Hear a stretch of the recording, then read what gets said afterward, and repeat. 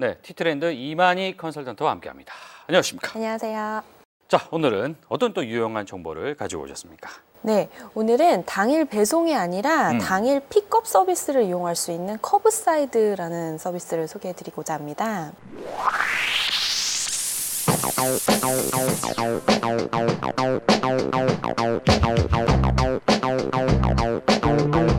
당일 배송이 아니라 당일 픽업이다. 네. 무슨 차이가 있나요? 네, 그러니까 물건을 그냥 마냥 언제 배송되나 기다리고 있는 게 예. 아니고요.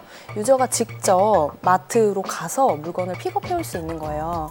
그런데 그 필요한 물건을 주문하거나 결제하는 거는 모바일로 바로 해놓고 매장에 들어가지 않고 매장 입구까지만 이렇게 지나치다가 물건을 바로 받아가지고 그냥 떠나실 수가 있다는 거죠. 아, 그러니까 매장에 들어가서 내가 직접 고르고 사가지고 나오는 게 아니라 그렇죠. 내가 미리 모바일로 뭔가를 이제 찍어 놓으면 말이죠. 찍어놓고. 찍어 놓으면 그 앞에 지나갈 때 이를테면 준다는 얘기예요? 그렇죠. 그러니까 퇴근길에 그냥 들리실 수도 있고요. 아하. 그리고 실제로 미국 같은 경우에는 막 주차장에 주차해놓고 애들 우는 애들 끌고 가가지고 물건 막 골라갖고 예. 오고 해야 하는데 그런 게 아니라 차에서 그냥 드라이브 스루처럼 차 타고 그냥 지나가면 그 매장 직원이 직접 트렁크에 담아주기도 해요. 그러면 보통 요즘 말이죠. 그 마트에서 네. 뭐 집 더하기나 뭐 등등등에 보면 네. 우리가 모바일로 이렇게 주문을 하면 그날 바로 배송해 주던데요? 우리나라는 워낙 배송이 또 잘 되어 있잖아요. 아하. 그래서 약간 그 메리트가 좀 적게 느껴지실 수도 예. 있지만 땅덩어리가 큰 나라에선 이런 서비스가 또 되게 효율적일 수도 있는 거죠. 땅덩어리가 큰 나라에서 유용할 수 있겠다.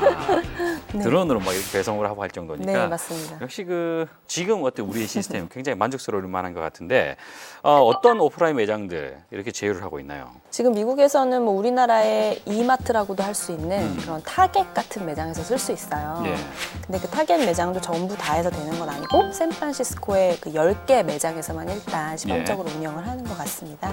중요한 거는 네. 그 물류가 어느 정도, 그러니까 상품이 재고가 어느 정도 구비되어 있는지를 백엔드에서 그 모바일 앱과 소통이 돼야 하는 거잖아요. 예. 그러니까 해당 매장 내에 그 물건이 있다라는 정보와 모바일에서 지금 유저가 사용하는 앱에 그 데이터가 같이 연동돼서 돌아가야 하기 때문에 네. 그런 부분이 이제 기술적인 장점이라고 얘기를 하고 예. 있고요.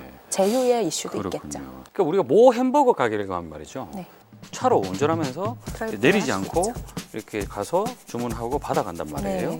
일종의 그런 개념이에요. 그렇죠. 즉시성이 있는 거죠. 내가 딱 필요로 할 예. 때 딱 찾아갈 수 있는 거고. 그렇군요. 이 서비스의 핵심은 땅덩어리가 중요하다라는 거. 하여튼 뭐 약간 좀 뭐 이렇게 신기하거나 새롭진 않네요. 우리가 좀 우월하다 뭐 이런 느낌을 갖게 우리는 되는 뭐 워낙 그런 당연하니까. 서비스다. 예, 네. 그러고요. 자, 두 번째 아이템 어떤 겁니까? 다음은 프라이버시를 강화한 모바일 SNS로 유리버스라는 서비스입니다. 아, 유리버스. 네.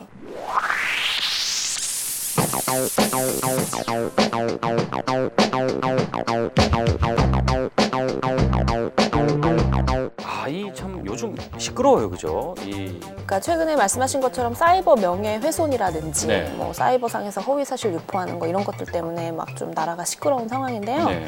그런데 이 지금 유리버스라는 서비스도 네. 서버상에 그런 뭐 메시지를 주고받거나 하는 내용을 저장을 하지 않는데요. 그러니까 저장을 하지 않기 때문에 프라이버시 이슈가 강화되는 거고, 그리고 한 번 뭐 메시지를 주고받은 내용들도 아 내가 생각해보니까 좀 후회된다라고 했을 때 지우고 싶을 때 있잖아요. 그럴 때도 그냥 자유스럽게 지울 수가 있고 그래요. 예, 친구 거에서도 그 서비스 그 내가 말했던 내용이 바로 지워지는 거고요. 어. 그런 컨트롤 이슈를 좀 더 강화해서 서비스를 제공한다고 하네요.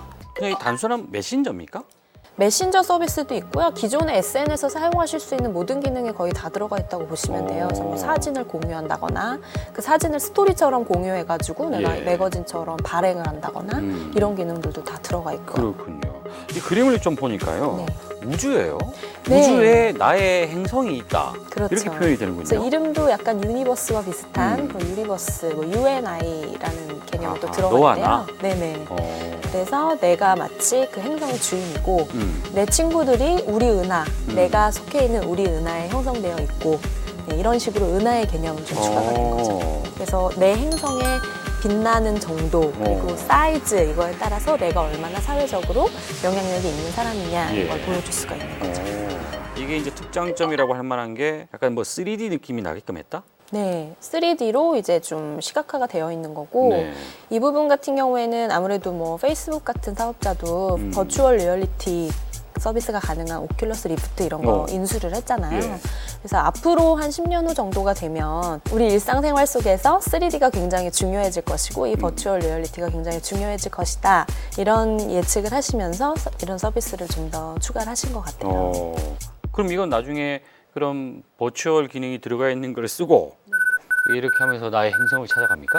그런 기능을 뭐 접목을 할 수도 있겠죠. 그 예전에 세컨드 라이프처럼요. 3D 기능을 좀 더 추가해서 가상현실에서 내 아이덴티티를 거기 투영한 그런 예. 서비스들이 그때는 약간 시기상조였을 수 있지만 이제는 좀 개화할 수 있는 시기가 되지 않았나 이렇게 좀 예측이 되고 있습니다. 알겠습니다. 자, 이게 이제 어떻게 될지 좀 지켜봐야 되는데 뭐 재미있는 것도 한국 사람이 만들었다라는 데서 의의가 있는 것 같아요. 네. 큰 이 영역 글로벌로 이게 뻗어나갈 수 있는지 한번 주목을 해봐야 될 것 같습니다. 네, 그렇습니다. 자, 오늘 이야기하신다고 대단히 고생하셨습니다. 고맙습니다. 감사합니다.